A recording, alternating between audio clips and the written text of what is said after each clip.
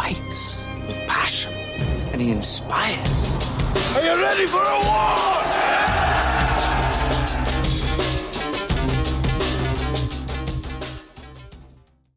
All right, welcome back to From 8 Arbitration, Monday edition.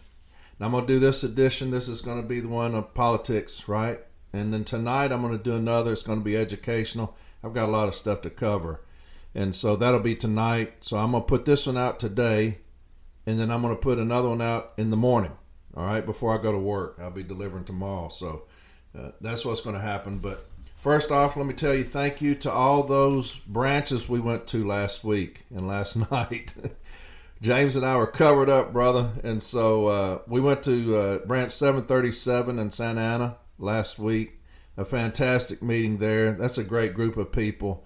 James and I were there, as well as Anita and Alan Rios. And you had Manny and Nicole were there as well. And then branch 1100, y'all remember that? That was the debate. And so that was a fantastic meeting. A lot of individuals were there. We had a lot of brothers and sisters at that. And so y'all got to hear the debate. Everybody wanted one. You got one. And I think that you see now why the desperation has set in on the other slate. And they've kind of shifted away from telling everybody their plan into just attacking James and I. And rightfully so. It didn't go as they had hoped. And so I still don't know their plan, but that's all right. Maybe it'll come out before the ballots do. So, but yeah, had a fantastic time there at Branch 1100. A lot of great individuals, man. I'm talking about my people were strong in 1100. Then we were in Branch 214, San Francisco. I said Sacramento last week. I apologize for that. They were asked, are y'all coming? No. Branch 214 in San Francisco. A fantastic time there. We were able to speak. We had a Zoom and a lot of great questions, and that was a fantastic time. Then we're in Branch 3877, Richland, Washington. And then in Branch 791, Everett, Washington, yesterday. And those are some fantastic meetings. The one yesterday, Sunday, was awesome because it's a Sunday. You never know how that's going to turn out. Had a major turnout. A lot of great individuals. Were able to answer questions for an hour, maybe more. And that's always great. But Debbie Dixon was there. She's going to be the next business agent, Region 2. And you talking about people starving for change. They are starving for change. And it's coming. It's coming. No matter what they try to do, it's coming. They can't stop the rain from falling, as James says. But it was a fantastic time. We're going to be everywhere this week. Dana and I will be in Knoxville tomorrow. I'm going to go deliver mail, then go head up to Knoxville and then drive back so I can be back to work Wednesday because we're on leave without pay every time we travel. And then we'll go to Metairie, Louisiana this week.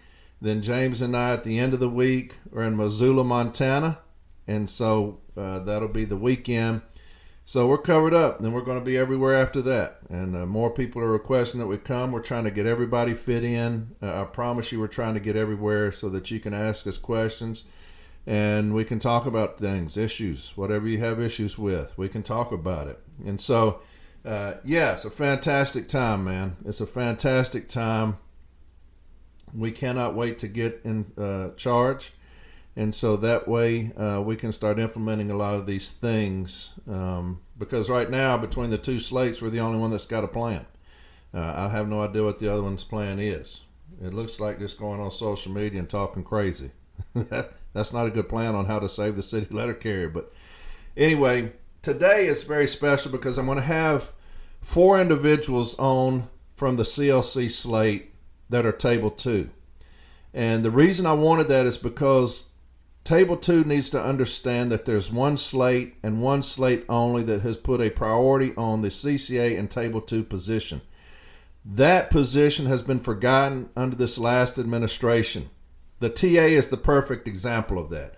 When the carriers are raising hell about the TA, like me, I was solely against the TA. It didn't affect me. I can retire. I'm 57. I've got 34 years in. I can retire. But the CCA position and the Table 2 position were destroyed under the last TA. And so when we were raising hell about that, and the other side was not, that's the importance of this change that I'm talking about coming up. James has put an emphasis on Table 2 carriers, so much so that there are going to be 4 on the slate. That means 4 on the executive council. That every time we sit down and talk, y'all have a voice. That's how important it is to James. When the TA came out, James was the only resident officer running for president that stood on the street with a sign saying, vote no. Why? James can retire. It's because it was a slap in the face and a disservice to the city letter carrier. That's why. When you talk about you have to put the city letter carrier first and nothing second, there is a vast difference between this slate and the other. This slate has constantly shown they're going to put the city letter carrier first. The other one has constantly shown they're going to put the establishment first. And that's just the cold, hard fucking facts of it. But Table 2 carriers are very important. We've got to do anything and everything we can to help them because they are living in poverty right now. They're not making a living wage. And then they're having to get 2 jobs. A lot of people are doing Uber Eats, things like that. They're having to get a second job because this one doesn't pay enough. And I'm going to get into all that in just a second. It's not going to be real long with me because I want to play this. Now, I want to tell Bill Kriebel thank you because he did an episode with the 4 last night. He's one of them. And I'm going to use his audio because I've been gone. We didn't get in till we flew in and got in 6 this morning. I'm just waking up. It's noon. And so we didn't get out of Seattle till 12:30 this morning. And so I'm just waking up, getting here and doing this one so that I can do the next one about the education and have it put out by tomorrow before I go to work and then go to Knoxville. So, but yeah, I appreciate Bill. So if you listen to Bill Kriebel's episode, I don't know if he puts it out today, you're fixing to hear the same thing, but I wanted the Table 2 carriers to come on and talk to y'all about who they are. You know, there's this divide between Table 1 and Table 2. Doesn't need to be. All this division about who you vote for and all this stuff, that stuff's going to end when we take over because I'm going to need every single individual in this union to help. We will not ostracize anybody, and I've been saying that forever. There are those that want us to ostracize half of our membership. That will not happen when we take over. Everybody is welcome. Everybody. And y'all need to understand that. If you don't want that, do not vote for me and do not vote for James. But everybody's going to have a seat at the table. The days of ostracizing people because of whatever are over with. That's done with. You will see people actively ostracizing people right now. Groups of people. Half of our membership. You'll see that. Those days are gone. That's over with when we take over. You no longer have to hide because of who you vote for, who you love, or whatever. Those days are over with. I promise you.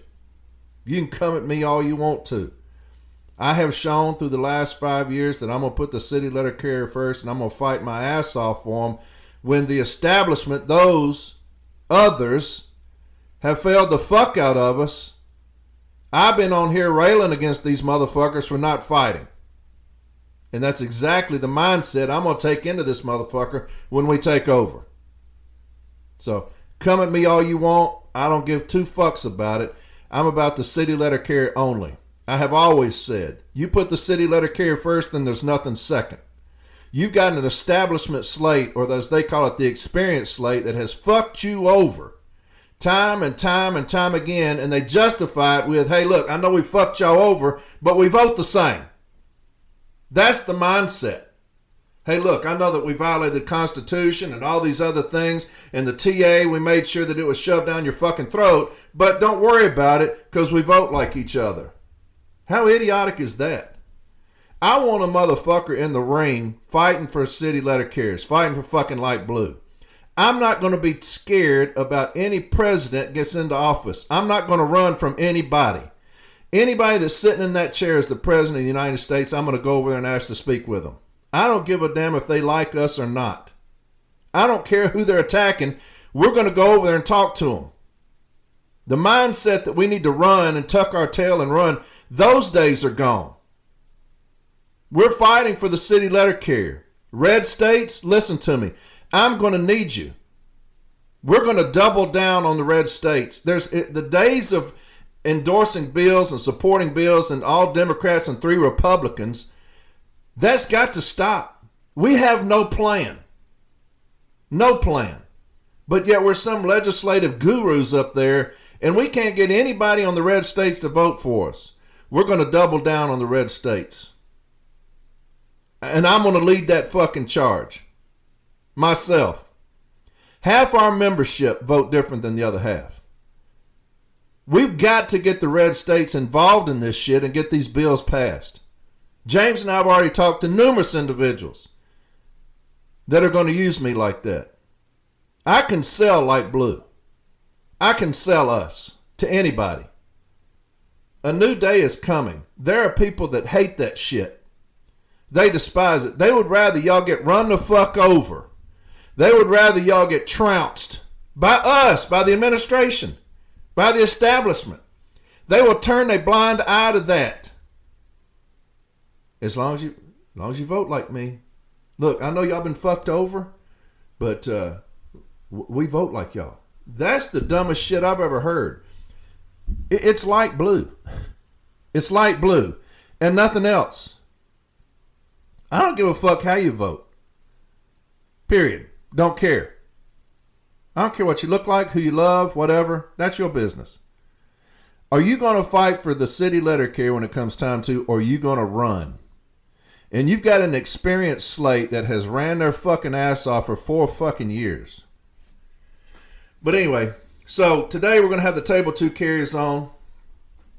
And you're going to enjoy this because it shows you James Henry's game plan. When I say surrounding himself with everybody. James has always said, it's not about me, it's about we. And that's exactly how it has to be. You're looking at, this is the election in a nutshell. You're going to have a reform slate and a status quo slate. That's this election. If you're better off now than you were 4 years ago, then you vote for the establishment or the experienced slate, as they like to call themselves. If you've been run the fuck over for the last 4 years as a city letter carrier, then you're going to vote for the reform slate. It's that simple. There shouldn't be one single vote of a CCA or a Table 2 carrier for the experienced slate, the establishment slate. That's suicide. They've shown you what they're about.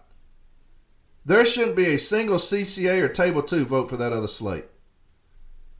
James Henry has constantly put the city letter carrier first, and I'm going to go over some examples here in just a second.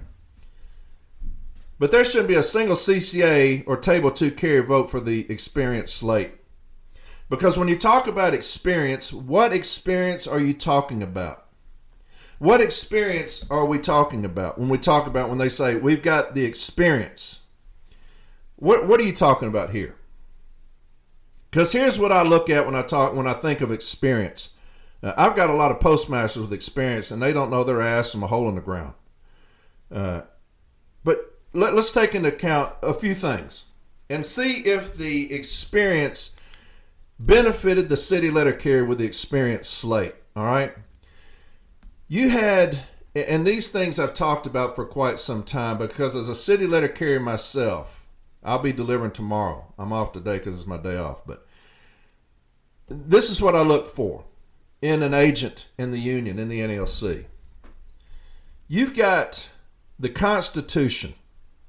That's the biggest thing that the city letter carrier has as a protection against the agent, the NLC. Now, why do we need protection against them? Because sometimes they do things that they're not supposed to do that are detrimental to light blue. And when they do those things, we have the Constitution, and we have in the Constitution Article 10 charges. The perfect example is Brother Rivera. And we've talked about this, and we even talked about it, I believe, the week of the convention. And Brother Rivera files a charge against Brian Renfro and Paul Barner for some form of dereliction of duty or what other things that he charged them with. It's irrelevant now. So you have a charge go through. There's two things that you must do, and everybody should know this by now. You're going to send a registered letter out, and two, you're going to appoint an investigator. That's the Constitution. There is no provision. There is no provision of res judicata in Article 10, meaning it doesn't say that you're going to send out a registered letter and then you're going to appoint an investigator unless the charge is similar to something that we've already heard. It doesn't say that. There's nothing in there that says that. It doesn't say, hey, look, you're going to send out this registered letter and then you're going to appoint an investigator. But before you appoint an investigator, we're going to get together and look at the charge collectively and see if it has merit, see if it's substantial, or see if it's something that we've already dealt with, like res judicata. And then if it's not, then we will appoint an investigator. That's not in the Constitution. The city letter carrier has to have faith in the executive council that when we file a charge against you because of something that you have done or not done, that you're going to follow the Constitution, the thing that protects the city letter carrier. We have the JCAM to protect us from the Postal Service. When they violate it, we file a grievance. When the executive council, when they violate it, we file a charge. There's no difference. You had a charge filed by Brother Rivera, and it goes up. There's phone calls made that we need to have an executive council meeting, and we're going to discuss whether or not the charge is substantial. That's a violation of the Constitution. You should have lost your position immediately when that happened. There needs to be some kind of clause in there now that says if you violate the Constitution knowingly and willingly, then you lose your position immediately, because it's the only thing the city letter carrier has as protection from the executive council. So they have this vote on who's going to abide by the Constitution and who's going to willfully violate the Constitution. So here's your first test, okay? Here's your first test of when the rubber meets the fucking road, right? When it's time to, in front of your peers, do the right thing by the city letter carrier. Are you going to side with the city letter carrier, or are you going to side with the establishment? And this is critical. This is critical because you have a slate, the experienced slate, that chose to violate the Constitution in whole. And here's the vote. Here's the vote. The vote to dismiss or violate the Constitution. You have Brian Renfro. The charge was against him. You have Paul Barner. The charge was against him. You have Nicole Ryan. Now, Nicole Ryan is running for president on the experienced slate. She has shown you, when it comes time to it, am I going to side with the city letter carrier, or am I going to side with the establishment? Am I going to protect the city letter carrier, or am I going to protect the establishment? This is documented. And she said, I'm going to side with the establishment over the city letter carrier. And now she's wanting a seat at the highest position in this union. Stephanie Stewart voted to willfully violate the Constitution. Dan Toth voted to willfully violate the Constitution. Sandy LaMelle, all these are on the slate. Sandy LaMelle voted to willfully violate the Constitution. Charlie Hedge voted to willfully violate the Constitution. Nick Vafiades voted to willfully violate the Constitution. Steve Lassen voted to willfully violate the Constitution. Brian Thompson voted to willfully violate the Constitution. Veda Preston voted to willfully violate the Constitution. You have 9 members on the experienced slate that voted to willfully violate the Constitution, and they want to talk about experience matters. We are in trouble right now as a city letter carrier. We have an agent that has turned their back on us for 4 fucking years.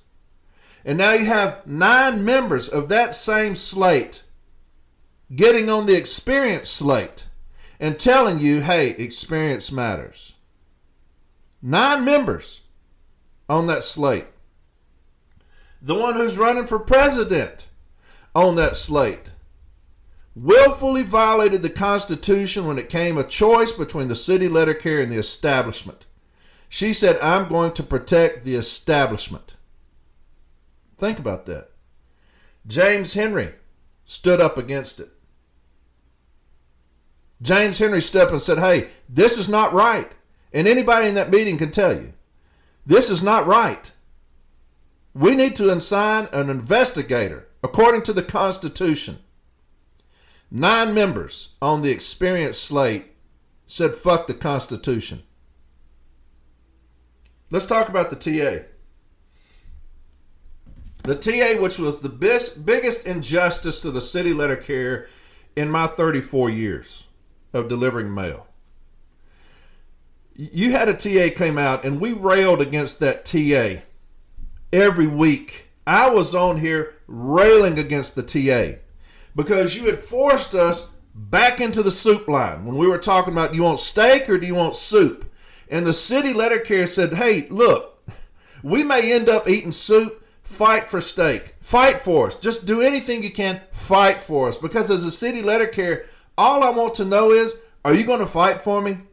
I don't care about anything else. All this other shit they're coming out, I don't care about anything else other than, are you going to fight for me? That, as a city letter carrier, that's all I need. Are you going to fight for me or not? And the TA was my agent not fighting for me. It was a sellout. 700 days. You sold us out. And then you gave us a TA that forced us back into the soup line. We're talking about throwing us scraps as they're eating in the biggest, most high expensive restaurant in Washington. You're throwing us scraps and telling us to enjoy it, to appreciate it. This is the best that you can do. And we said, no. Overwhelmingly no. You fight for us. And what happened? We voted it down by 70%.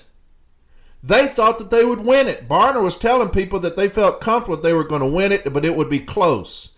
70% of light blue shot that shit down. And they forced it down our throats. You had one resident officer that's running for president stand in the street with a sign that's on social media saying, vote no.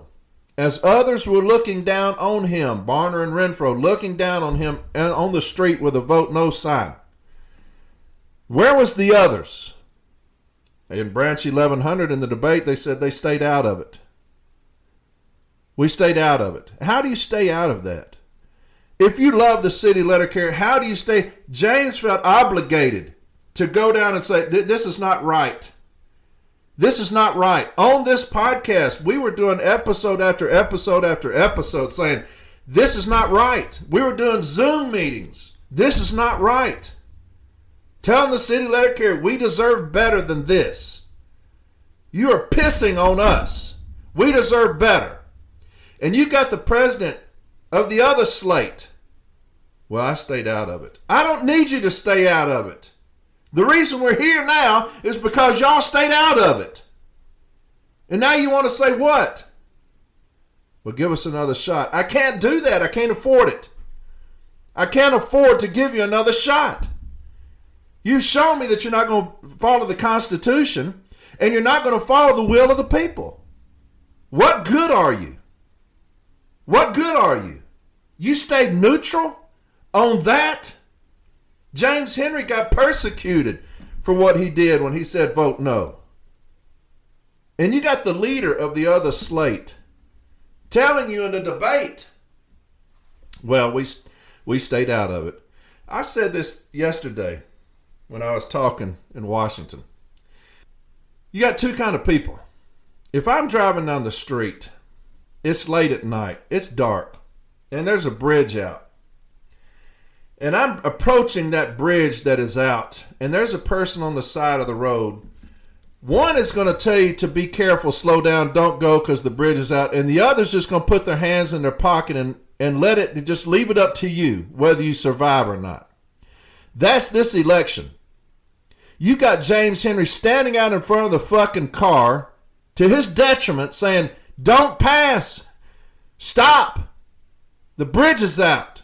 And you got another one standing on the side of the road watching with their hands in their fucking pocket.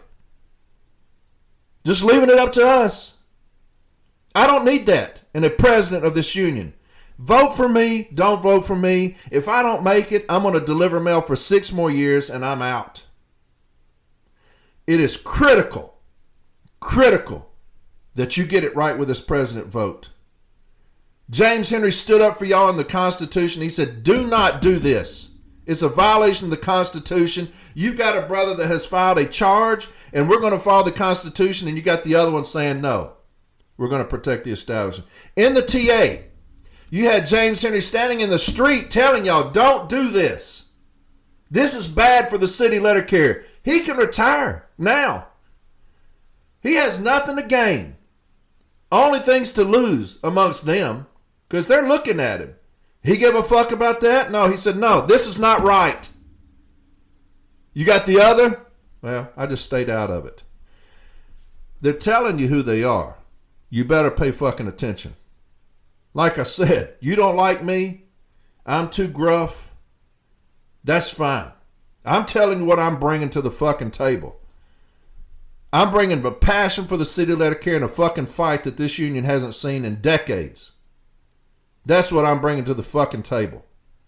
You don't like that? For whatever reason, I'll deliver mail. Here's the last thing. And this one may be the most important thing. In the Constitution, now y'all heard the episode on the finances, right? Y'all heard the episode on the finances. And Groskopf and others went up there and looked at the books. And you have these expenditures going out. Weekly bonuses of a chief of staff and a personal attorney that's a friend of the chief of staff. She's not a labor attorney. She's just a friend that's getting the highest paid individual at NALC is a personal attorney that has no labor experience. Think about that. These expenditures must be approved by the Secretary Treasurer. He goes to her and then she approves them. You cannot say that you didn't know that these things were happening because it was your responsibility to know. It was your responsibility to know. And you didn't. So you either negligent in your position or again, you chose to ignore the fact that the city letter carriers were getting fucked over by a president who had gone rogue and turn your back to that. It's one of the two things. Our union dues that are based off of our hard-ass work. When you think of your ass out there in the summer, in the LLV, 120 fucking degrees. All that money that we're making, and they're taking out dues. And those dues are meant for the protection of us to our agent, right? They're our agent. They protect it. They work for us. We do not work for them. So we're going to pay them to do their job to protect us, whatever that position is, all the way on down the fucking line. You had the Secretary Treasurer fail miserably in holding Renfro accountable. That was her job. She's running for president. At what point, how much do y'all need to see?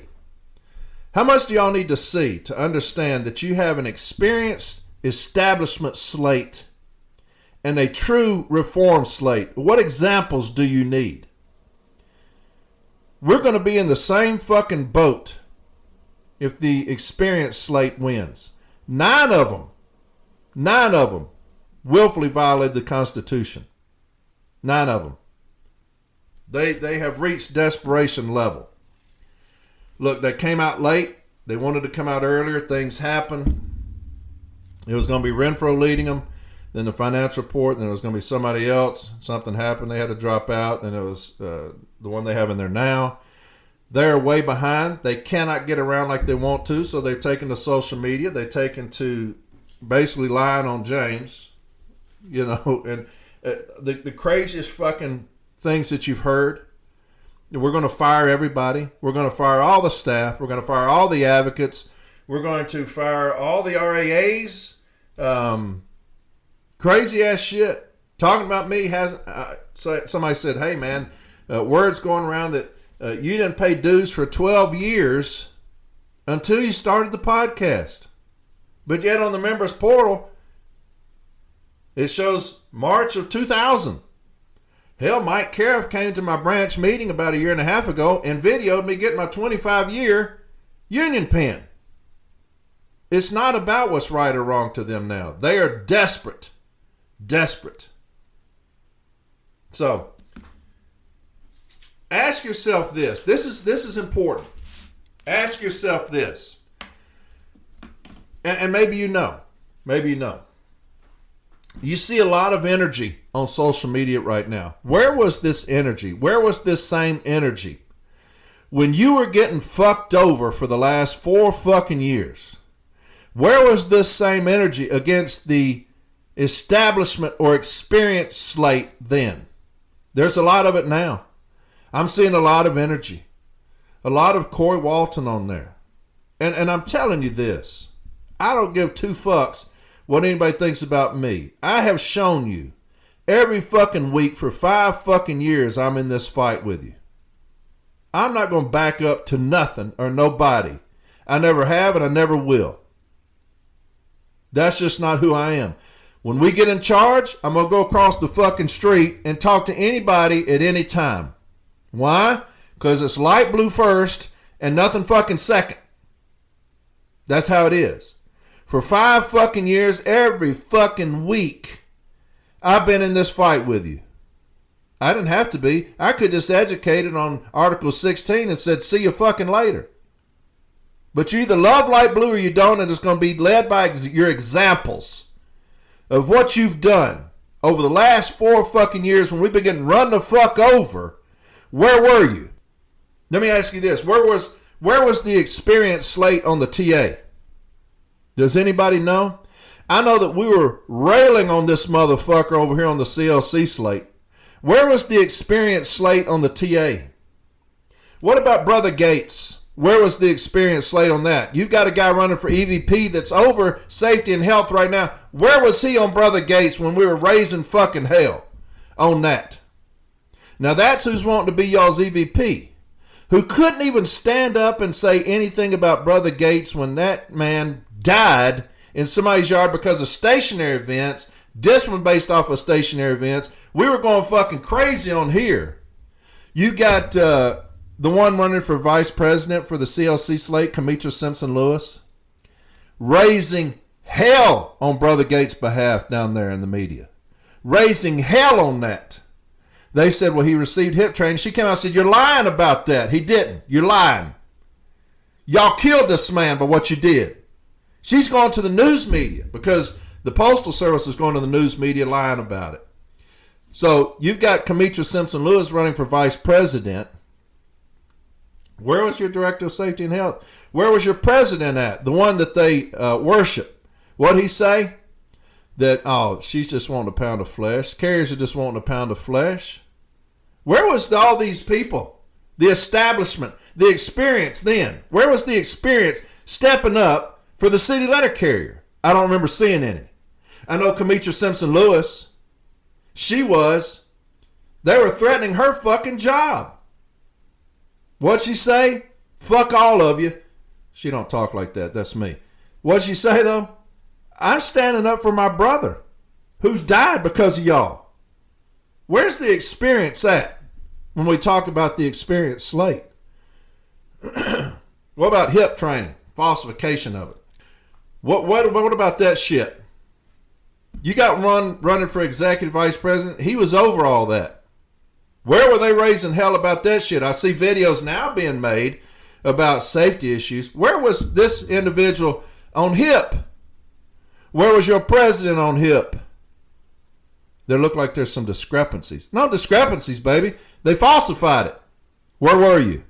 When the carriers needed y'all most, where were you? Where was your experience then? Any of them. Any of them.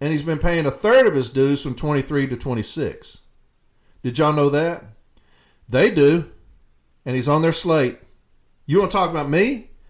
All you got to do is go to members portal and pull me up, baby. You'll see that March of 2000, I've been paying steady.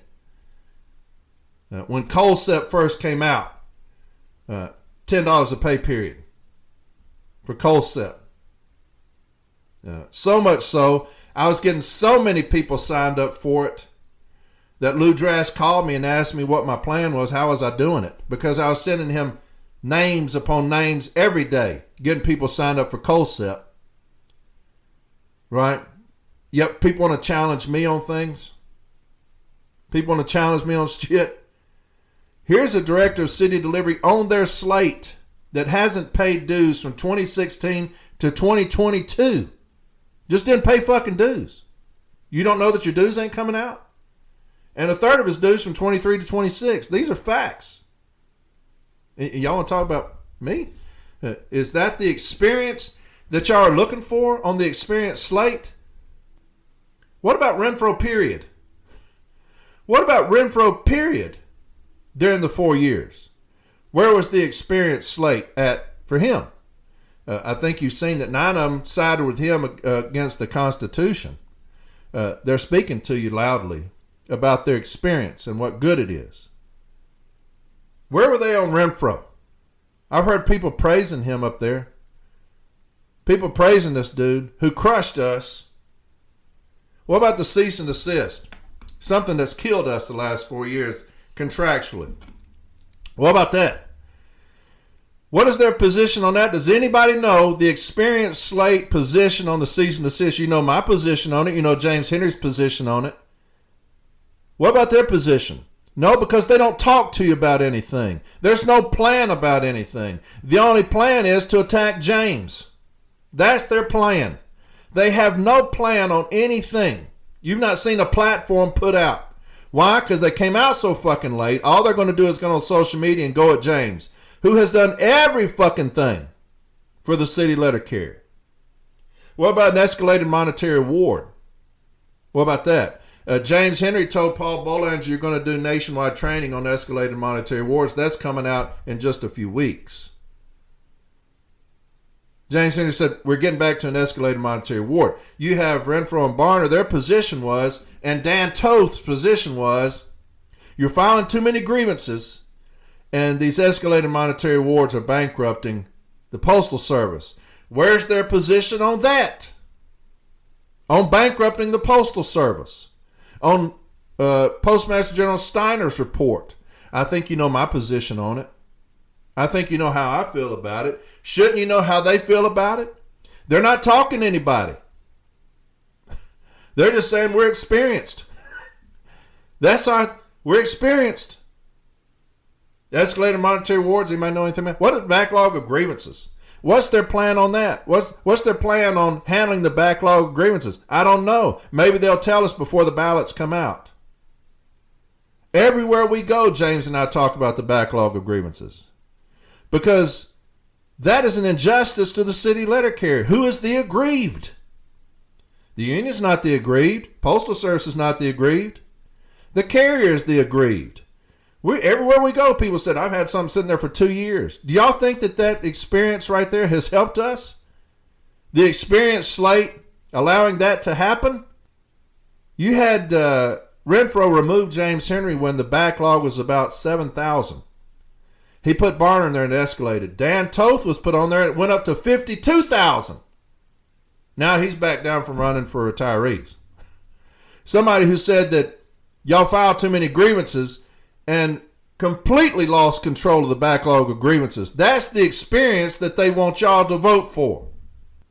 Incompetence is the experience they want y'all to vote for. What about an all-career workforce? What's their position on that? Does anybody know? Have no idea. We're in a debate. Say anything about it? They mention it? They said, oh yeah? What's their position on an all-career workforce?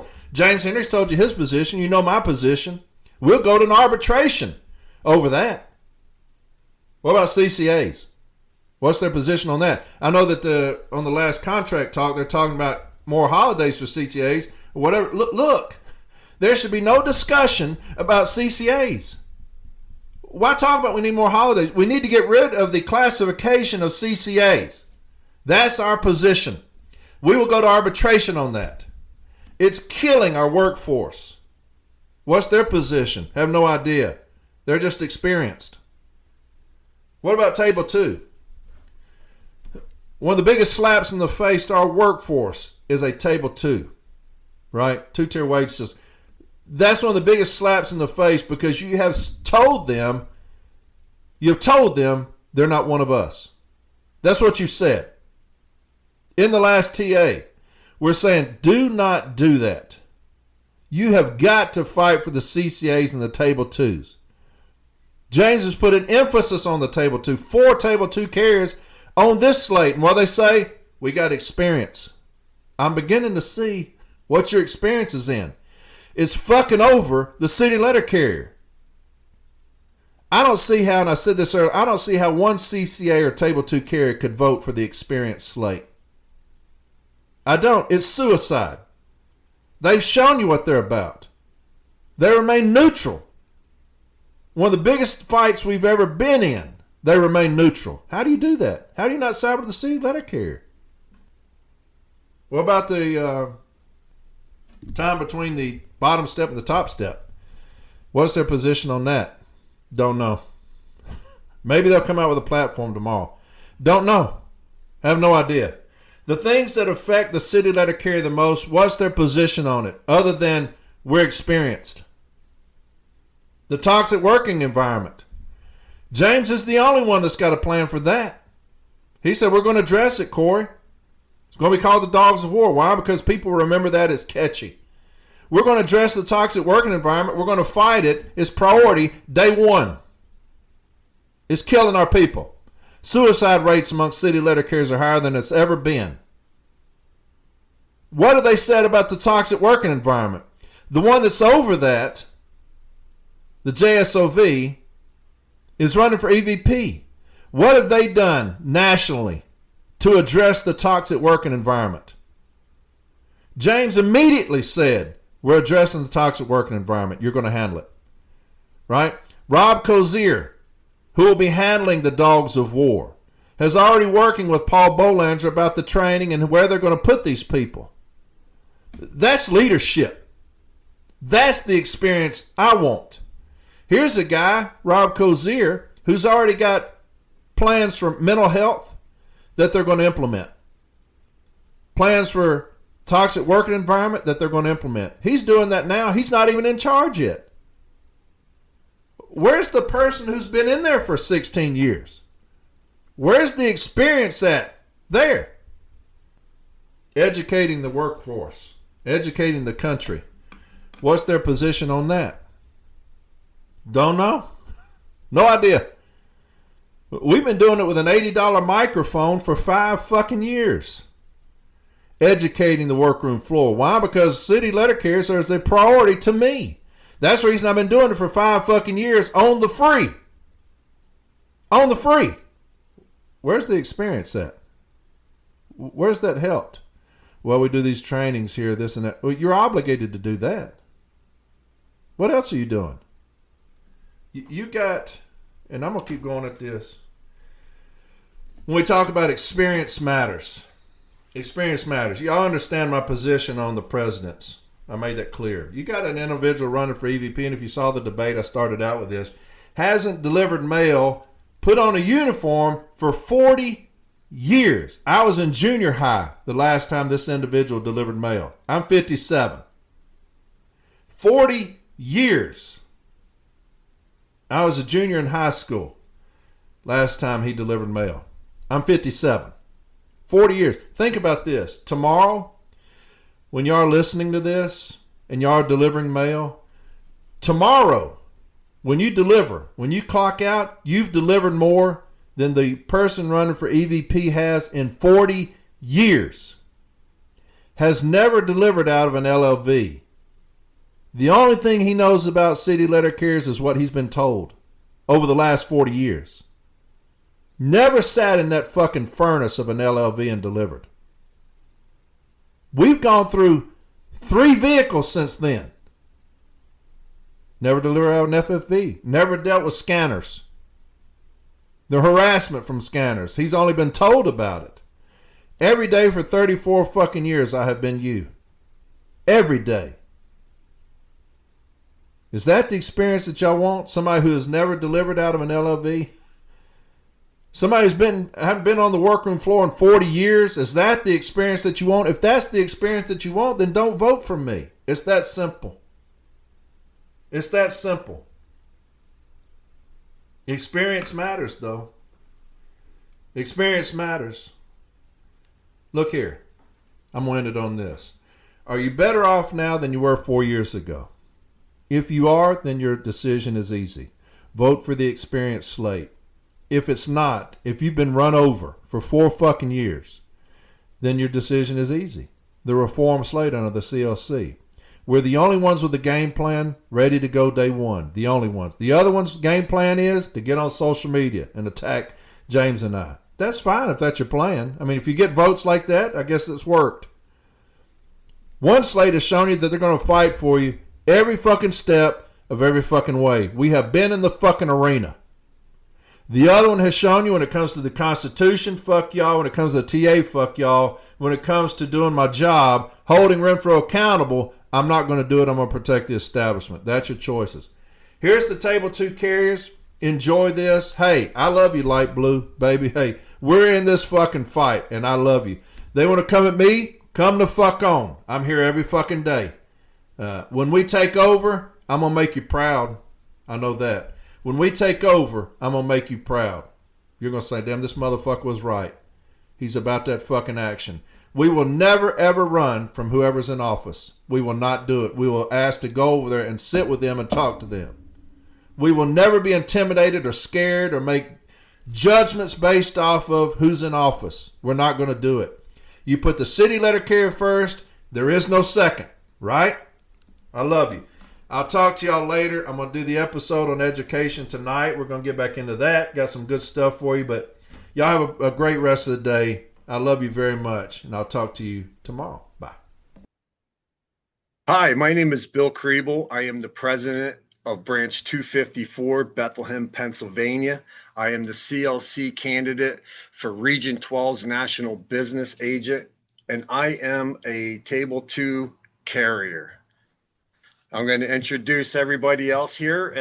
We'll start off with Esteban Ramirez. Esteban, tell us who you are. Hello, my name is Esteban Ramirez, and I am the Vice President of Alamo Branch 421 in San Antonio, Texas, and I am a Table 2 carrier. Rob. I'm Rob Kozier. I'm the branch president in Milwaukee, also a Table 2 carrier. And Elliot. My name's Elliot Simmons. I'm running for Region 7 NBA. I come out of Branch 957, Bismarck, Mandan, North Dakota, and I am a Table 2 carrier. So we are the 4 Table 2 candidates that are with the CLC slate. There is another Table 2 candidate, and Chris Reed running for Region 1's business agent. So to go over a couple things. And the very key things to point out, guys, we're going to have a roundtable about this, and we're going to kind of break down the whole Table 2 and compared to Table 1, since we're all 4 of us are there. The Executive Council, I'm going to start with that. So the Executive Council is a governing body of the NALC between the National Convention and is responsible for determining the direction of the union. In accordance with Article 9, Section 11 of the NALC Constitution, the council consists of the president, executive vice president, the vice president, secretary treasurer, assistant secretary treasurer, director of city delivery, the director of safety and health, the director of life insurance, the director of health benefits plan, the director of retired members, and the board of trustees and the national business agents. Rob, you are running for safety and health. Esteban, you're running for the assistant secretary treasurer, and Elliot and I are both running for the MBA positions. So we'll start out. Elliot, how important do you think it is with us being on the executive council? It's extremely important. We just got through convention, and the delegates of the convention really listen to the recommendations of the executive council. So table two needs a voice on that, right? We have a unique perspective because of the struggles that we've went to getting through this union. Some say starting late. Getting on that table two means you started late. I've had a regular tell me that before. And it's just important to get that perspective on there. As of right now, if I'm not mistaken, guys, there are no table two carriers on the executive council. None. I don't think anybody exists. We're like the first ones, I think, to try to run and go up and get into the national seats. This is so important to people because as we go through this, you're going to understand how important it is to have table two in there because we are light blue. We are the people. We're you basically out there delivering mail every day, doing the job as a table two carrier. Um, the biggest things with this and explain why the NALC Executive Council unanimously voted to recommend ratification of two contracts, guys, 2017 to 2020, that maintain a two-tier prorated COLA wage structure. So our opponents are entrenched in the incumbents of who voted not to take up that fight for the table two carriers.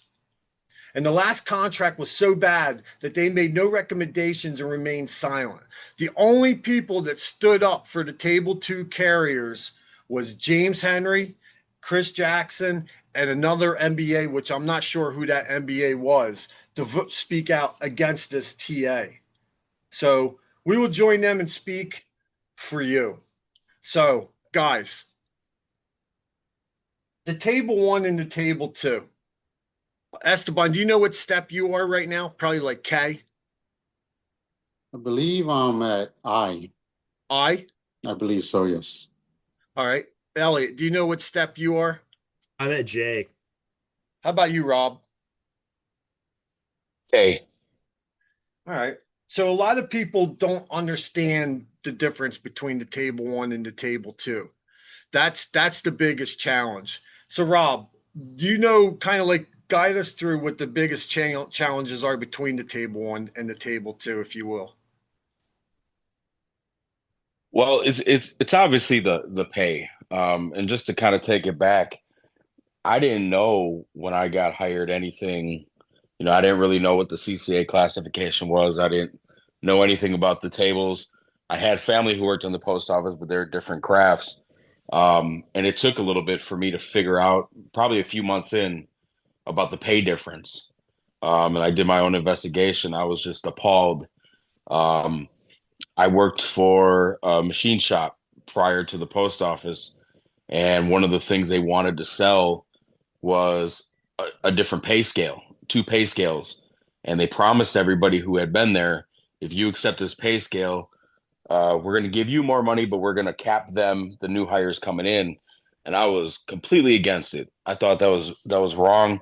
Um, they eventually laid us off, and I was about to get hired back, and I decided not to. I just could not agree to that. And then get into the post office, and here we are, and just watching, and you look at table one, table two, and you see the pay difference, and then you see the people on, table two struggling. Um, and yeah, you're going to sit there and say, hey, I'm doing the exact same job. And the one thing that is completely wrong for people to say is, you got to put your time in, you got to do this, you got to do that. The people who are saying that never had to be on a table two. They've always had that one pay scale, aside from the difference of utilities and carrier technicians. But I heard that as I came into the post office, put your time in, you'll be where I'm at. And it's like, no, that's not fair. You started at a higher rate, and you're just going to make more money throughout the term of, the 12 and a half years. And then we sit here and watch people struggling to live. This thing has just been catastrophic for the carriers. It has. And Elliot, before we actually even got started talking, before these guys jumped on, we were discussing the difference between the pay chart. Like we were looking at Jay, we were looking at you. So on the pay chart, we'll go with step J. On table one, step J makes $79,358. On table two, they make $70,492. Like we're almost at a $9,000 difference between that. And the joke was, Elliot, tell them like it takes you I, so many. Go ahead. it you don't now obviously you have it pulled up. I don't have it pulled up, but I'm pretty sure it's table two, step I is just a little bit less than table one, step A, right? Yeah, so it's 8 steps in. Yeah. Yeah, 8 steps in. We had to go 8 steps before we made just a little bit less than what they did. And my step, I know it's easy to say J and J, but if you look at the time for table one, the first 2 steps is double than what Yes. it is for us. So realistically, you could probably compare step, was that H to J? And what's step H on table one? Table one, you're looking at 78,486 dollars. Yeah, we're I talking $8,000 more a year. I want to add how significant that is just from an investment. Let's say all my bills are paid and I'm investing right money in my TSP because the goal is always to max out your TSP contribution, right? Yeah. That's $8,000 more a year that I can invest in my TSP that I can't right now. And Esteban, that's you want to add to huge. that? I just think that, in my opinion, it took me months to figure out, where I stood as far as when I started with the starting pay. And I think the worst part is that how much less we started than the TEs that were before us. Because when I started, I believe I started out at $15.19 an hour.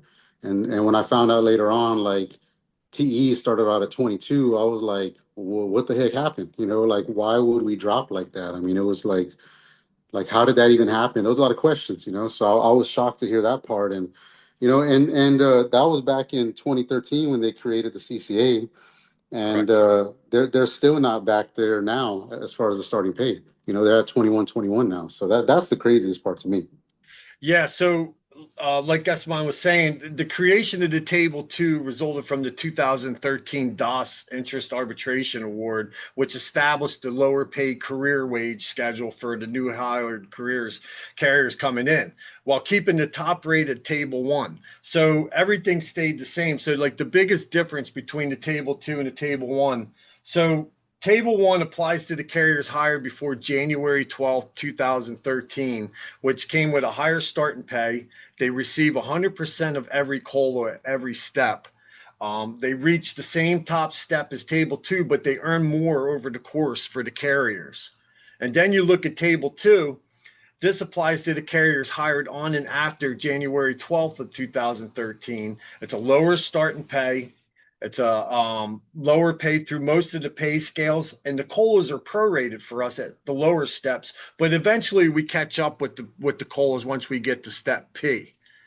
So this affects everything when we're going through what our salaries as we go through these scales. Like we miss out on a lot. So both are covered by the same agreement, right? We're all in agreement with that, right? Mhm. Both have the same work rules, benefits, leave, retirement, and health insurance, but eventually reach that top step at P under the current structure.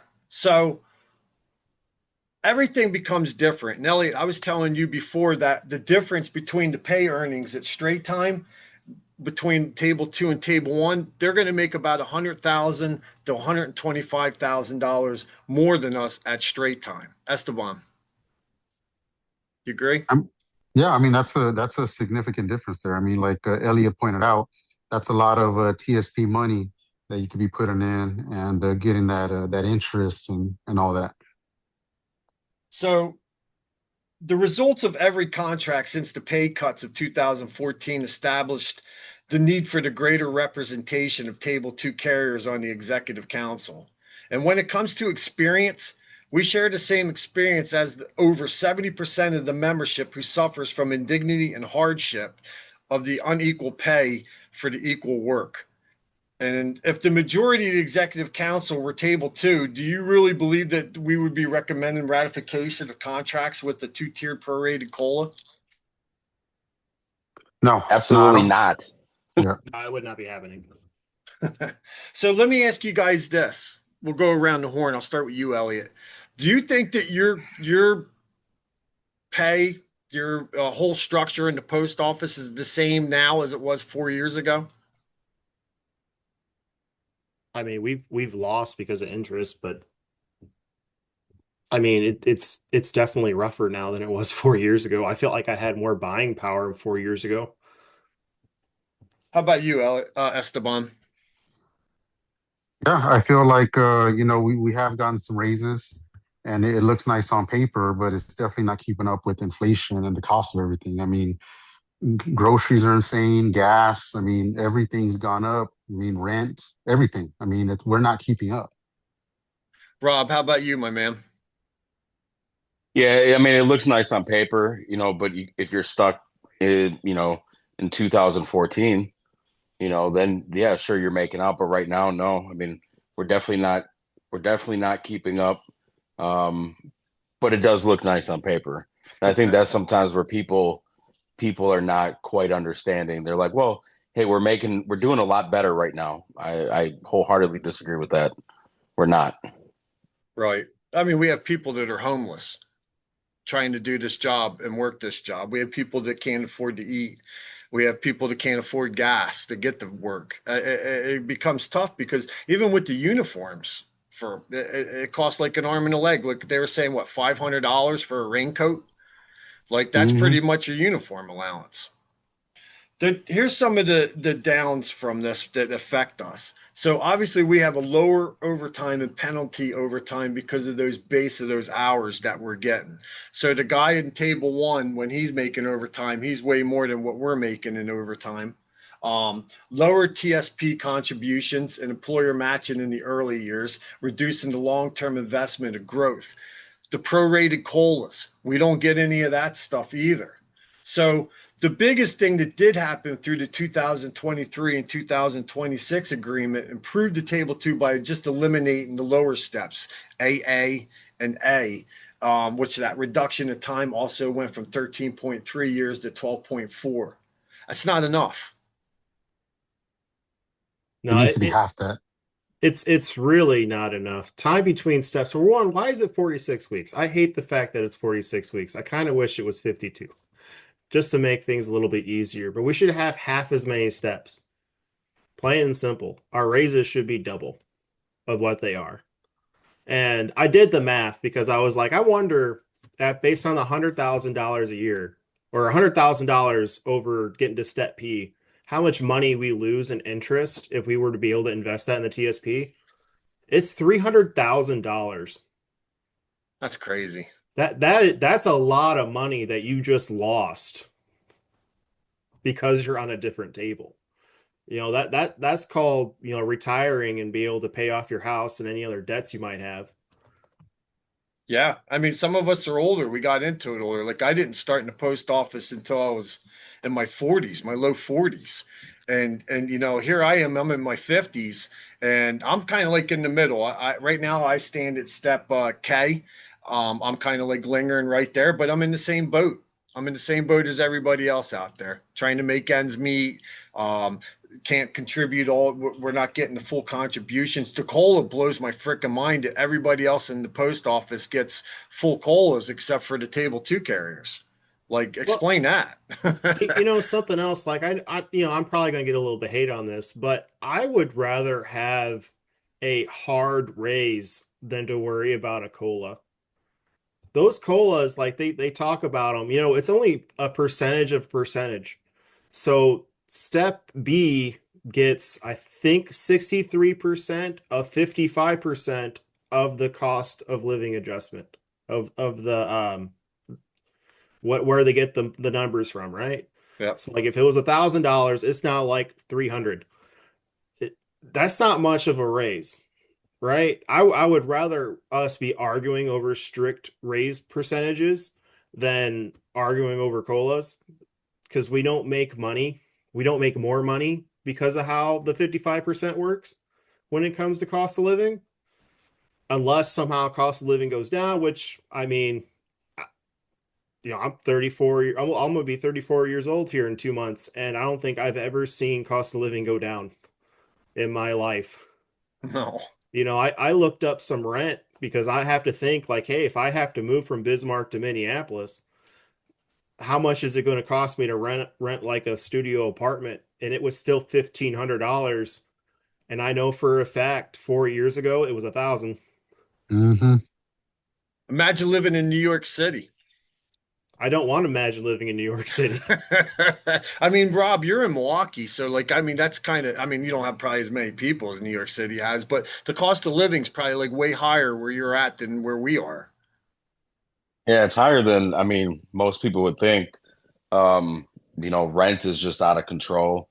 I mean, gas prices are just under $4 right now, which is a lot better than what it was in Los Angeles. Um, but yeah, the market is just it's going up here a lot, and you got to remember too that just because of when we got hired, we're also paying more for retirement. So that's just more money out of our pockets as well. Yeah, we That's, pay what, 4.4%? Yep. yeah.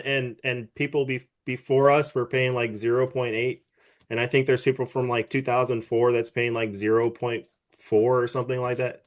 Ridiculously small. Don't quote me on the 0.4. I know it's a lot smaller than the 0.8, but yeah, we're paying more into our retirement than these table one guys are, and I don't think they realize that either.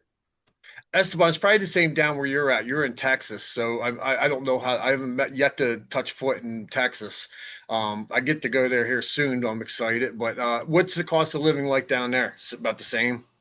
We actually used to be known for our affordability here in San Antonio, but I don't really think that's the case anymore. I mean, I know people that are renting apartments that are about $1,500 or a two-bedroom, like you're looking at probably close to 2,000. So I mean, it's gone up significantly. So I know a lot of carriers that they after they're done carrying mail, they do Uber and DoorDash and all these other food companies to deliver food because they're trying to make the ends meet. So it's rough. It It, should it, never be that. We should never come to the part where you have to work a second job. Remember, think back when we were kids and the mailman came and it was like this biggest job ever. It was so hard to get in the post office. Not everybody could get in the post office. It was like that premier job that shined there for you. It was a career. You got raises, you got excellent benefits, and then you got a retirement that came with it as well. And it's kind of like started to tear to the point where it's not that attractive piece of jewelry sitting there as a job anymore because of this structure. Like I was on a thing a little bit ago and we were talking about like the vets, how we don't have veterans coming into the post office like that the veterans are starting to phase out. And it's almost like there's hardly ever any table two vets coming in. we're, Is it we're be- losing vets to the Social Security office. I've tried every time I meet a vet who's like fresh off, like they're trying to find a job and trying to find that FERS. I was like, come on, come to the post office. And then they're telling me, oh no, I got a job at Social Security. It's easier work and it's the same pay. And I'm just like, you're kidding me. You're absolutely kidding me on that.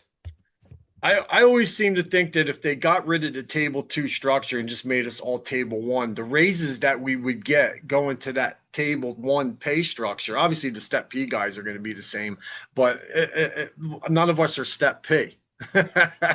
So we're still in that middle of that pack getting that 1.3%, which really doesn't do nothing for us.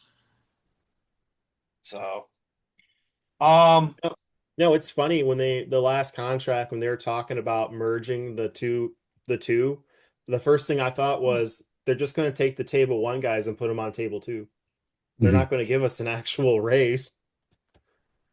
Rob, when did you first realize that you were a table one, a table two carrier instead of a table one? Well, I was 3 months in as a CCA when I first learned about the different pay scales. And I'll be honest, it pissed me off when I saw that because when I came in, I was at 15.30 an hour as a CCA. And when I was in orientation, we were told, and this is, the post office telling us that, once you make regular, it should happen in 6 months, which it didn't. took me 2 years, 7 months, that you guys will be making at least 25, 26 an hour. And then when we got into the Carrier Academy, I found out the truth that that's not true. And I was like, man, this is some bullshit. Because I did not want to have that happen.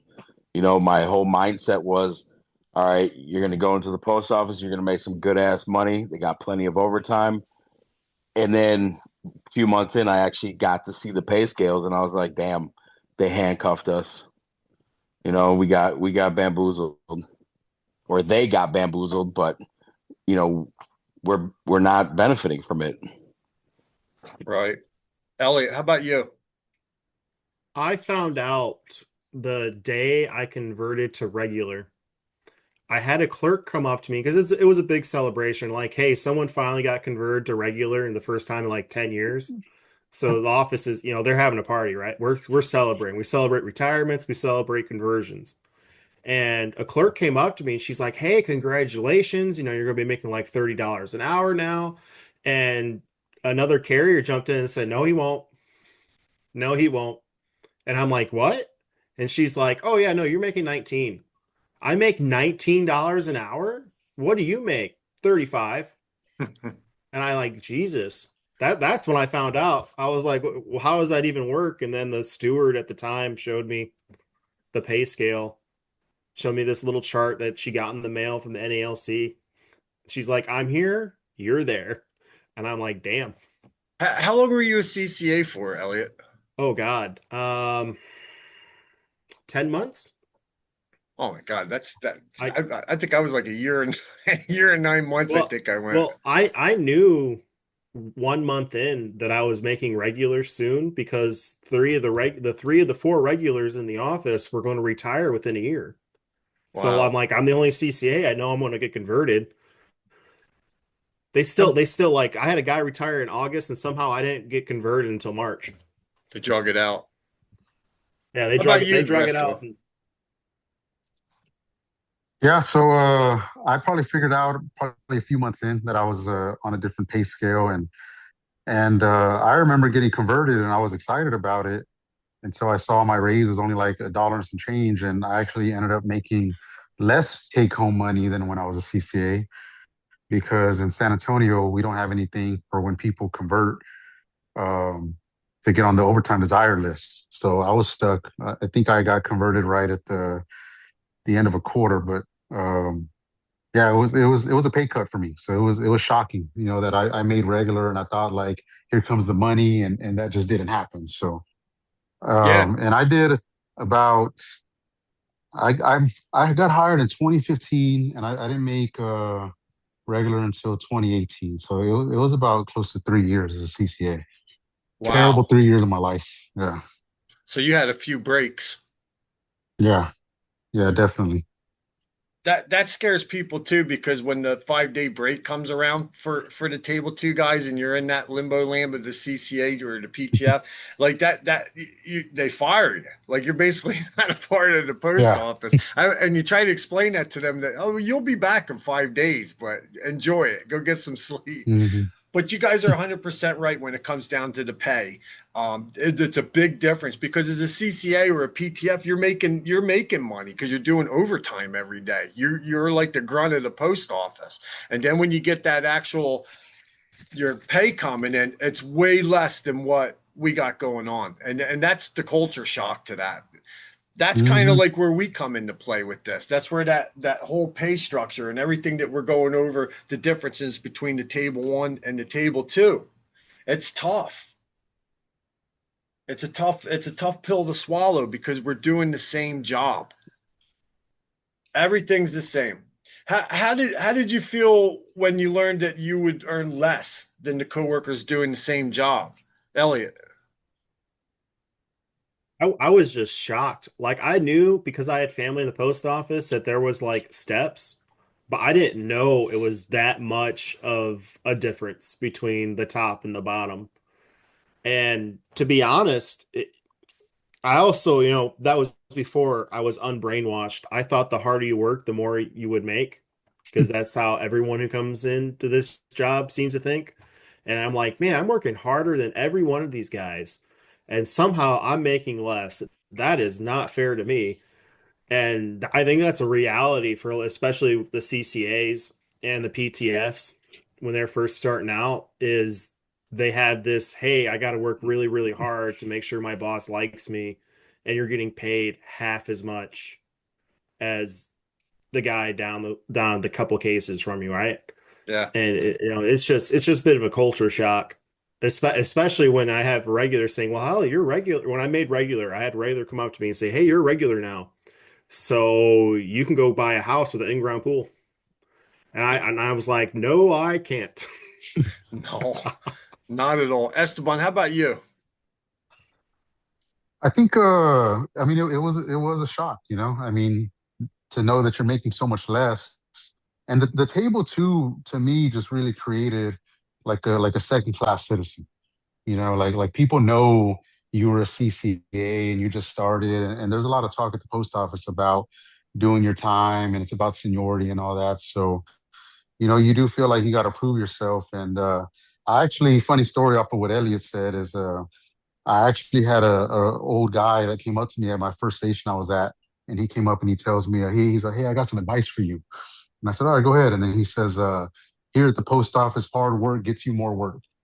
And man, if that wasn't the truth right there, like, I mean, you know, I learned after a few months, but you know, it took me getting past my probation to finally listen to him. But yeah, it's just it definitely created like a second class carrier that's looked at differently. And you know, the guys that have been around a long time, they know how to play the system, right? Yeah. So they're doing a lot less work than you for double the money. So I mean, it's something needs to change.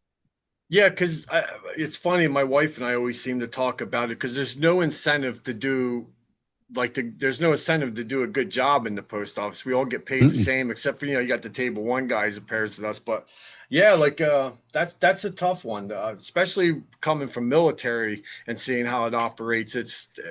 It blows my mind. Rob, what impact did the table two have? Because you have a family, with your family and your finances. Yeah, I mean it was huge because my wife was a CCA and then kind of transferred up here to Milwaukee from Florida. And so she came in as a CCA. I was a CCA, and at the time with three kids, and that was rough. It honestly was. You know, thankfully that the place I had for rent was very fair at the time, but um, they needed us to move out, and then it just got a little bit more difficult. And having to work all the overtime, having to work those Sundays, and thank God that I had family who was willing to watch the kids, because that in itself was a whole nother expense, was childcare. Yep. So I don't think I don't think a lot of people quite understand how difficult it can be for people. I mean, I'm not a person who would be talking about it all the time, but it's just the mindset of is like you got two carriers performing the exact same work for the same employer under the same contract, and yet pay is substantially different. And that right there is division, and it does nothing about it benefits management, and they know it. So yeah, that was rough, man. How about you, Elliot? Well, my struggle was different because Illinois, because I was in Central Illinois, right? And cost of living is very cheap. I bought a house when I made regular for $80,000, and it was a good house, right? And I was able to pay it off after 4 or 5 years, mainly because I didn't have a wife and kids. It was just me. But then when I moved up here, my wife is also a letter carrier, and even combining our finances, we can't live like an upper class lifestyle. We're still lower middle class with two regular carriers who are in the mid steps on table two. And I got a kid going to college, and I'm just like, man, like I don't know how we're going to help him. I don't like this is going to be really expensive on us, and we're going to struggle here, and we shouldn't have to. I shouldn't have to worry about being able to give my kid $1,000 a month for groceries and laundry and all that at college. I shouldn't have to worry about that. How about you, Esteban? I actually, before I came to the post office, I worked for FedEx, and at FedEx, I was actually up to basically the top money that you could probably make there. So I was getting very little raises. But when I came to the post office, I took a pretty significant pay cut to work at the postal service. But um, I was a little bit misled because I had actually talked to like carriers that were on my route, on my FedEx route, and I was told, oh yeah, you'll come in and you'll start off as what's called a CCA, and then you'll be making like $30 an hour. I'm like, badass, like that sounds great.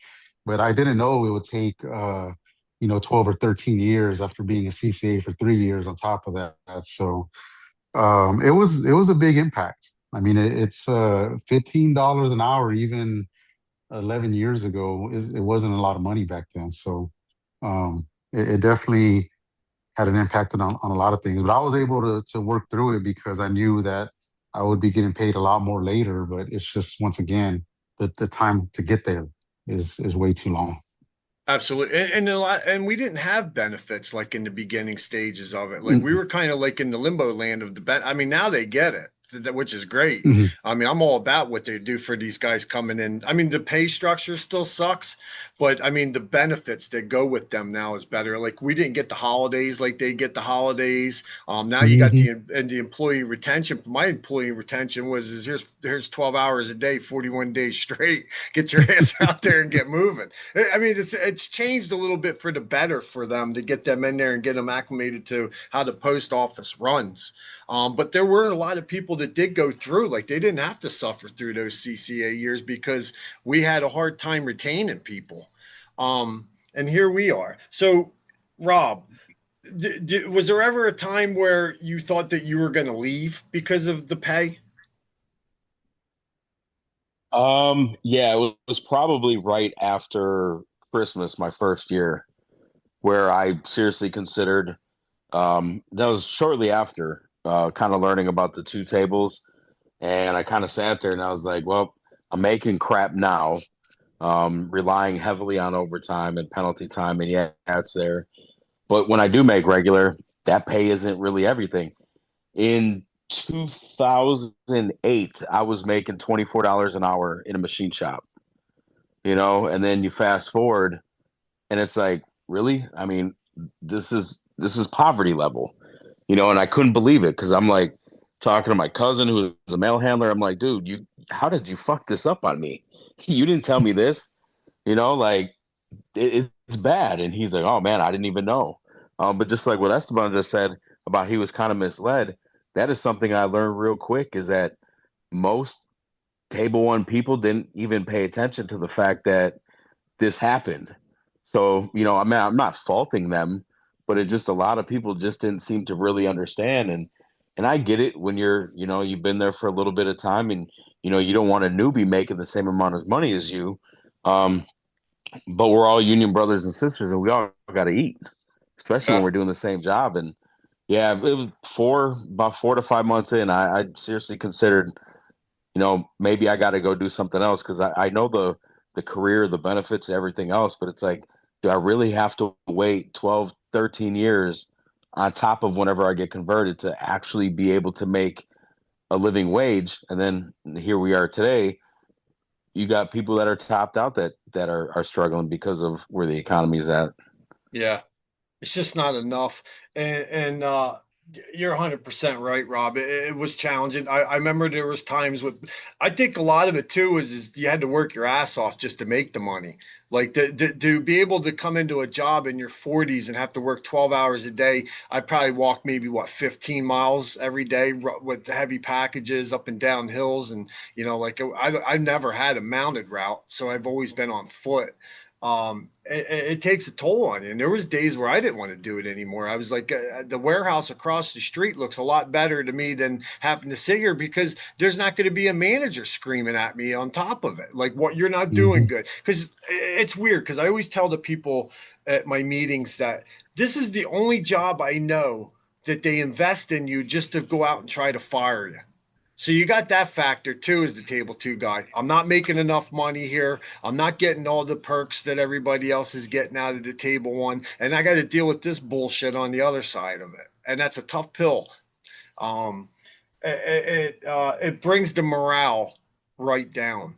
So I believe in my mind that a lot of the table one guys don't even know that it's like that. I bet you there's people still floating in this place that have no clue that there's a split between us. I I think you're right because, I mean, being a CCA steward after only having a few months in, I learned real quick people with 20, 30 years in still didn't even know how holiday scheduling worked. So, I mean, if Right. they didn't know that, I'm pretty certain that they didn't really pay attention to the contract that came. And the only way you'd really pay attention is if it massively affected you. You know, like if they cut their pay, obviously they would know. But, you know, speaking from past experience, um, I knew that I was not going to accept a contract at my machine job to screw the incoming people. And I understand what happened with the post office and the NLC wasn't exactly of, you know, that was never presented to the membership. It's just something that they got shoved down the throats. But it is amazing how many people actually don't really know or realize, you know, or care to realize how this pay scale is destructive to, you know, people and families. And you can say, well, you can go find another job. Well, if we take that mindset and tell everybody to go find another job if you don't like it, that's a whole nother issue that we're causing just by that. Yeah, I agree, Elliot. You know, I think a lot of these table one guys are starting to find out about how bad it is for the pay, especially for the people first starting out. And I'll tell you why. I had a carrier last month come up to me, and she has 30 years in the service. And she told me that this is the first time I've been mandated more than one time in a week since I've started. And it's mandated off assignment, I might add. She's a non-ODL carrier. And she wanted to know why they're messing up the force log. And I had to explain to her they're not messing up the force log. This is just how it is because we had 4 PTFs quit in 4 months. Well, people just don't want to work anymore, is what she told me. And I was like, no, people want to be paid fairly. People do not want to be treated like crap. And people just want respect from their coworkers. And the guys coming in, the brand new ones, they don't see any of that. They get treated like garbage. They're treated like the help, especially by the guys that have been here for 30 plus years. And the pay is just not what it should be. And she asked me what the pay was. I was like, it's about 20, you know, 23, $24 an hour, you know, because we're straight to PTF in Bismarck. We're straight to career. We still can't get people to stick around. And she could not understand. I was like, listen, $24 an hour is not enough to take care of a family of 3 people. You know, most people can't afford childcare. So either their wife or their husband has to stay home with the kid until they get to school age. So you need one person working during that time. And $25 an hour, that's not enough. Not around here. I can't speak for other places, but we're in the moderate for cost of living. I can imagine what it's like in San Antonio. I can imagine what it's like in Milwaukee. You know, the one good thing that you did say in that, Elliot, is you guys are PTFs in your station. That's a difference, because in my mind, if my time, that year and 9 months that I had as a CCA, like, I'm fighting to try to get that time where your people are coming in and boom, their time counts from day one. Esteban, were you a CCA or PTF? No, I was a CCA, and we still currently hire CCAs. I wish they would do PTF, but it's not something they're doing in our city. And I'll tell you that it is tough to keep these CCAs in San Antonio. 21 is not enough for a city like our size, where the cost of everything has gone up so much. And I'm the one that actually keeps track of our membership roster, and I look at it every week, and it is like they hire 5 to 10 every week just for 5 to 10 every week just to leave. So I mean, it's crazy. I do a CCA academy every single week, and we And can't that, keep them. yeah, that's crazy too, because the whole recruiting and retaining process is still a mess because there's no attractive piece there to bring these people in here to want to stay. As soon as they see what we do, because like, let's be real, a lot of people look at the mailman, they think we just walk and you just put that letter in the box and, like on Sesame Street, we're the people in the neighborhood. Mhm. But in reality, there's this whole other monster at the post office that people really don't even know what that is. And you're 100% right, Esteban. It's hard to retain the people when they come in and they see what we do, especially when a monsoon comes through and you're walking around in that all day. People just don't want nothing to do it. Or the heat that you have in Oh, Texas, the heat. Yep. or Elliot when it snows And in it's North negative Dakota. 50 when it's negative 50. Right. Not wind chill, just negative 50. And the same goes with Rob. I mean, I'm pretty sure you get a lot of snow up in your neck of the woods, Rob. You kind of probably get a mix of all of it, don't you? Yeah, we actually shockingly the snow totals have dropped significantly since I was like a little child. I think last year, I think we've had the most snow we've had in a long time, of maybe 40 inches for the season. Um, but you know, the weather absolutely plays a part, but it's also too how terrible management is. Um, my office that I carried out of was one of the two original test pilot stations for the you know new new employee experience that they wanted to do, and it failed. And that was what, 22, 23 or whatever. It Right. absolutely failed. And it's because management didn't buy into it, and they don't want to treat you like a normal human being. Milwaukee had, I don't know, 225 CCAs, 250 CCAs. The summer of 23, we got down to 15 for the whole city. And that's when they moved us into PTFs.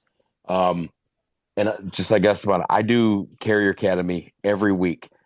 They come in, they're gone. They come in, they're gone. Um, my associate offices, most of them are hiring CCAs. And it really sucks when they put CCAs and PTFs together in those classes, trying to navigate that because sometimes they do get upset. And I've told people, hey, just at lunchtime, go apply to be a PTF, and maybe you'll be a PTF by the end of the week. Um, but it's just a horrible circumstance that they're putting these people in. You're bamboozling people to come in, telling them how great things are. They're quitting their jobs. They going through this process. A lot of times, I'm finding out at the Care Academy that we have managers treating them like shit on their shadow day. And I can't. All I can do is I'm calling that manager. I'm paying them a visit. Like, what the hell are you doing? We need people, but we're just cycling through them. So getting the PTFs has helped us a lot, but we're not retaining anybody. But even that pay, you got people just saying that 24, 25, 20, that ain't worth it. That ain't worth it. Not especially when you got these other places that are paying comparable wages for less BS. Yeah. Rob, before you roll though, you are running to be the director of safety and health. Like, is there the implementations of that too? I mean, like even having you as a table two carrier in that position, because you see what goes on. I mean, you're a part of the like a lot of the older heads don't go through the same stuff as the newer heads do because the rules have changed as we went through this system. How do you have any implementations for that? Any way? Because like I say again, us being on that executive council is very huge, which I'll get into here a second. But anything to add with that, Rob? There's so much of it that comes down to the dignity and respect, you know, clauses. The biggest stuff that we have is that, and that's just on a retention purpose. Um, but ideally, you have to get rid of the second table. That is it. It has to go. And like Elliot said earlier, let's not do it where we slide table one into table two and then, give a big thumbs up. I don't mean that. Table two has to move into where table one is eliminate it, treat everybody fairly. The post office is going to sit there and keep giving these sob stories about what we can't afford it, can't afford it. We all have been on the workroom floor and we see the stupid shit they're doing to waste and overspend on their money. They can afford it, but somebody's got to put a foot up their ass to fix the issues that they currently have, is what's driving this whole we don't have the money thing. Um, that's why the us table two need to have a voice. You can hear us from the bottom of the hill, but nothing has changed. Nothing has changed since I've come in. Nothing has changed in the last few contracts. Cool that we're giving CCAs some better things, and you eliminated a couple steps on the table. That's not enough. Um, that is just like a consolidation prize to me. Yeah, I agree. Elliot, how about you? Well, I can tell you something I want to see. I want this time for CCAs to be shorted down to only be 120 days. We'll call it their probation. They're on CCA time, and then they jump into a PTF position. And PTFs need to start out at 27, 28, $29 an hour. It just needs to happen. And our step increases should be shortened up and substantially more. Less steps, I said 1 year, 52 weeks for the time it takes to go up double what I'm going up now. That's fair to me. It's an war of attrition, right? I don't know. I don't have the statistics in front of me, but I know we spend several $1,000s per employee to go and get them trained just to get them through academy. And you're right, they're quitting as soon as they get in. And the table two carriers feel that. Even the regulars, I feel it, right? Because I know how staffing works. If we don't have staff, that means I'm going to have to work a bunch of extra hours that I may or may not want to work. Well, in Yeah. order to fix that, you have to make the job worth it. You have to have a good starting wage, you have to have good treatment, and you have to offer good benefits. It's that simple. The post office thinks that they're saving money by not starting them out at this higher wage, but they're just bleeding money because they're not doing it. It's a common sense issue. It really is. The part that kills me the most is that the executive council that's there right now in place, I would even say, even going back to 2013, because a lot of these guys were there. I mean, I know that Cariff's been there for what, 11 years. He's been down there for a minute, and all these guys, they shun us when it comes to these contracts. Like every time we get shunned, and Elliot, we were talking before everybody else jumped on about the debate that happened out at Branch 1100 when they were there. Nicole Ryan and Lou Dross stayed silent on this issue. Yeah, they specifically said, we'll let the membership make the decision. And I laughed. I laughed actually out loud. I actually laughed out loud when I heard them say that because they're so vocal on giving these recommendations at the convention. Like this is tradition. We've always do this. But when it comes to actually voting on a contract, well, we'll just let people make the decision themselves. The real leaders jumped out and gave us their opinions. I said that on Richie Ray's round table that we did with the podcasters. Leaders stand, whether it's one way or the other, leaders stand up. And these guys didn't want to stand up. They wanted to sit down and not be seen. And that's a problem because a leader is not supposed to do that. I think we're leaders here at this table. And I think we all want things to be better for city letter carriers. That's why I'm on this slate. 100%. And when you look at it, James, Corey, they're the people standing up for us. They hear it. Like this is a big portion of our platform. I mean, we're the only one with four of us going into this. To have four table two people on the executive council is huge because look, table one's starting to get old. They're starting to retire, most of these guys, and the table two people are starting to outweigh the table one people. We need to make it better while we're here now, not after the fact when table one's completely obliviated, because now we're all going to be table two. So that, Esteban, go ahead, sorry, Elliot. No, go ahead, Elliot. it comes down to transparency, right? We're all about the transparency, telling people how we feel, telling them how we vote. The guy I'm running against, anytime you ask him, hey, how'd you vote on this executive council? He won't tell you. He'll say it's none of your business. And I'm just like, man, we pay you. It is our business. You can tell us how you voted, unless there's a reason you don't want us to tell us, right? Yeah, and when you look at what, like you said with Nicole and Lou, we'll let the membership decide. All right, well, we voted against that last contract, right? The membership. I Hmm. was a 70 something percent of us said, get this shit out of here. How did that work for us? Not good.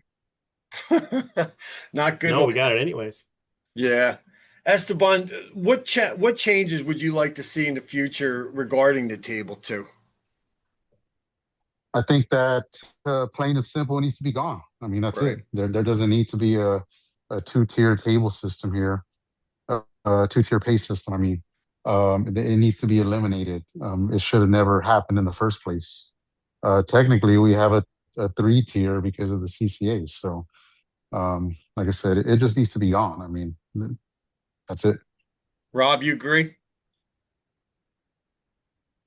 Absolutely. I mean, that's where we got to start, and that's where we just got to hold firm and make that demand and see how far that takes us. I'm not entertaining and interested in hearing the excuses of, we're going to have to sacrifice anything. Nope. Go ahead, find it for us.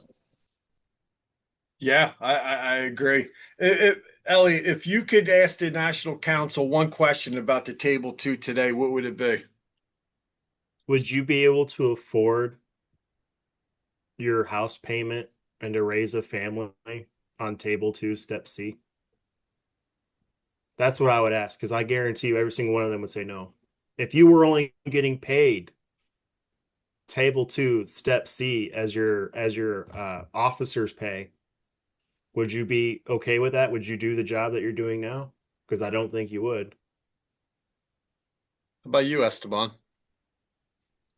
I would want to know if they really believe that there's a class of carrier that deserves that little money compared to the other class. So, I mean, like I said, why did they create two classes of carrier? Because that's what they've created.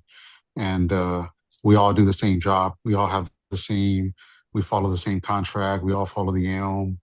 We all follow the M41. We follow all these things all the same. So why did they feel the need for there to be people that make that much less for the same job?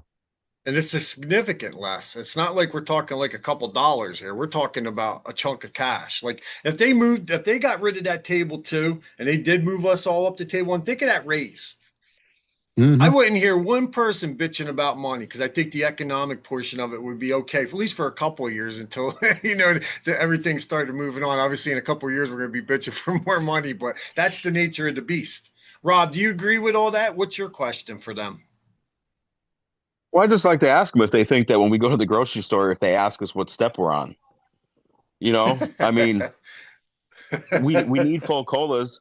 I would genuinely like to hear to hear that. Like, do you feel there should be full colas? Do you feel that inflation only hits certain steps harder? But yeah, I mean, it's they they truly need to understand that this really sucks for a lot of those people. Um, I mean, it's unbelievable. I cannot imagine being in California, New York, Boston, those places. I mean, we're just all in LA, and you walk around the streets, you know exactly what that looks like. But now just imagine we actually have carriers who are homeless. It's like, do you give a shit? Or is it just, hey, I'm okay, I'm doing well. I'll try my best for you at some other time. Like, no, we need to have this going now. We need to fight this now. We don't know what's going to happen in the next couple months. So I hope there's some fighting. So, Esteban, what message would you like the table one carriers to hear from the table two? That we're worth the same money as they are. I mean, that we do the same job to consider where we're starting at. I think at the convention, the way a lot of stuff was voted on, a lot of the stuff was probably table one carriers or retirees. And they were against a lot of stuff that you can tell what were table two issues that were brought up, and table two carriers bringing them up. So um, we just wanted things to be fair. That's it. It's we talk about equitable treatment all the time at the post office in many ways, and that's one of them too, is the pay. How about you, Elliot? If I had to say anything to them, I had to think about it for a sec. I want you to put yourself in my shoes. Could you afford to have a family starting first out of the post office? Right now, I don't think you could. We need your guys' help. We need votes. We need votes for change, and we need you guys to support that because this post office, this union, it's falling apart really fast. And the only way that we can keep this union and postal service going is with employees. And the employees won't stick around if the pay's not there, if the treatment's not there. So we need your guys' help.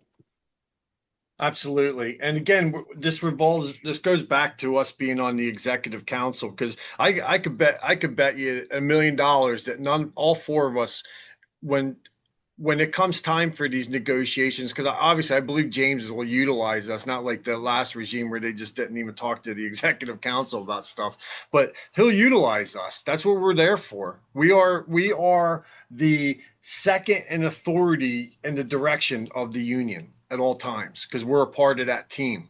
We have a voice, we have a say. And it's so good when you can get table two people in there because look, like we said before, we're the people on the workroom floor. We're the guys that are carrying mail. Almost everybody that's on that council now hasn't carried mail in ages. They have no idea what we go through. They make good money. They're set. They have the big houses, the nice cars, and all that stuff where we don't. There are people homeless. I have people in my station that don't have places to live. And that sucks. That kills me. I have people that don't have vehicles to get home. Like I always offer myself, I'll drive you home as long as you live within I'm not driving 3 hours to get you to where you got to go, but I'm always willing to help that out. And Rob, I'm sure you as a president as well are doing the same thing. You see what these people are struggling with every day because we're the ones they come up to. Esteban, you're a vice president. I'm sure you get the same thing from people coming up to you saying, man, I don't know how I'm going to be able to pay my bills. I don't know how I'm going to do this. They're up my ass because I don't have the right shoes on. I can't afford the right shoes. I can't afford to get the rain gear. I'm getting soaked out here. It's freezing here in North Dakota. Like I can't even cover my face. Elliot had to grow a beard. That's how he took care of that problem. Hey, I had the beard before. Thank you very much.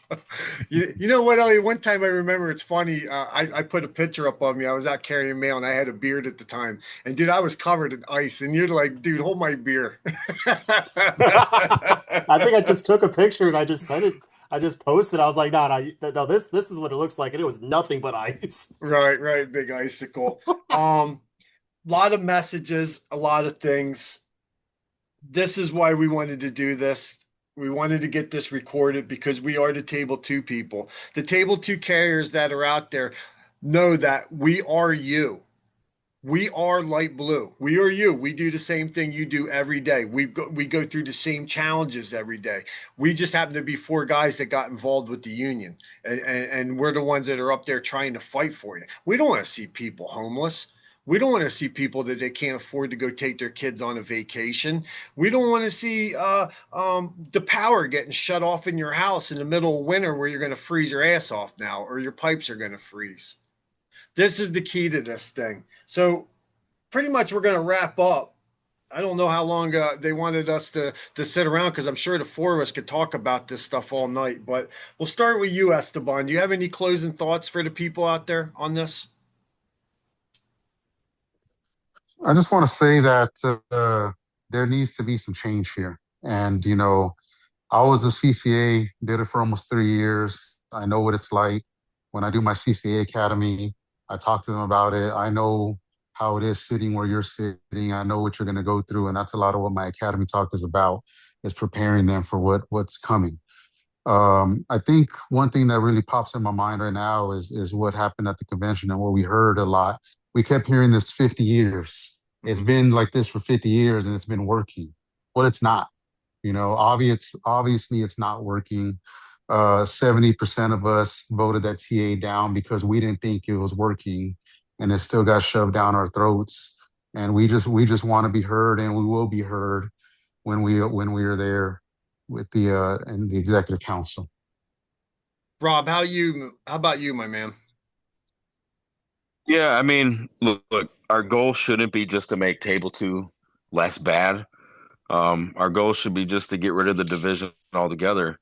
We need one pay scale with a good starting pay, full colas, faster progression to the top, obviously, and we're supposed to be one craft, one union.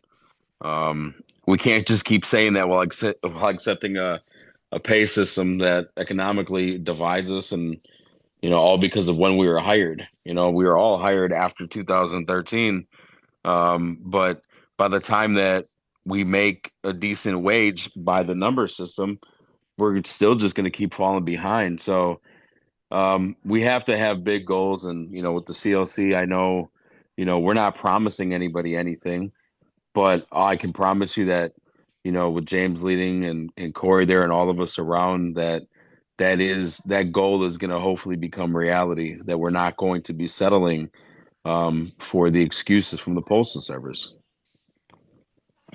All right. How about you, Elliot? Well, my finishing remark is always the same. Keep fucking fighting. We have to keep fighting.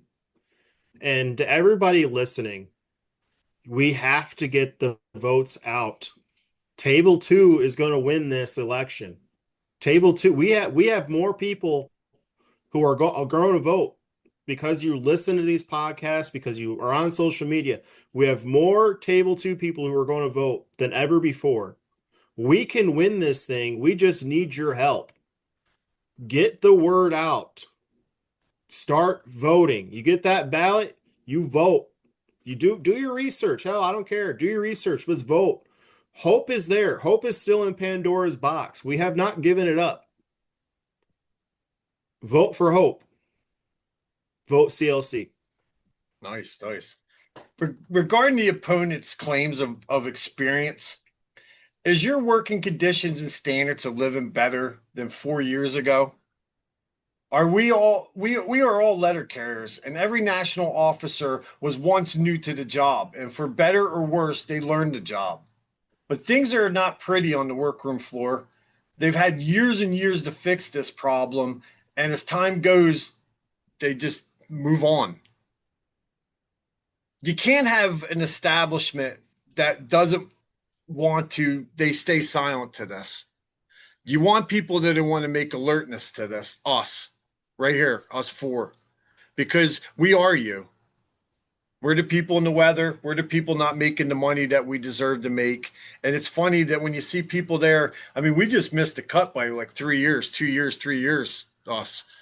And it's sad because you got your buddy that's only been there 2 years before us. They're making $9,000 more than us a year to do the same job. And that's frustrating. We need to get rid of this table too. It should be gone. It should have been gone years ago. It's like the CCA craft with the PTF craft. When COVID came, somehow we were able to make certain places PTFs coming out of the academy. But then you had the other places coming out and they were still CCAs. Why wouldn't we fix that so that the bleeding stops right there and we don't have to worry about fighting for the Federal Retirement Fairness Act? The bleeding stops. And let us that are stuck between those years go get our time back. Money is key in this world. It's the root to all evil, I always tell my friends, because if you don't have any money, you're not doing nothing. And it sucks that you come to work, you bust your ass, you struggle. I mean, there's injuries that come with this job.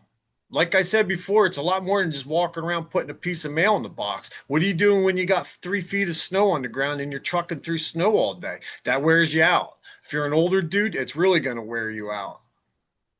We need more structure. We need more accountability. We need to get rid of the table two craft and move on. Like I said before, it would be a big pay raise for everybody if we can get to that. So hopefully we got everybody's alertness here with this, and to know that when the four of us are sitting at that executive council, we'll be fighting for you because we are table two carriers. We don't want to see the table two struggle. That's us. We're not table one, we're table two. So table two needs to think when this ballot's coming out. You're going to want us up there. You want people of your own in there. You want people with workroom floor experience to be able to help lead this union into a different direction. So for everybody out there, we want to thank you guys for listening to us here, and we'll throw it back to Corey. So thank you.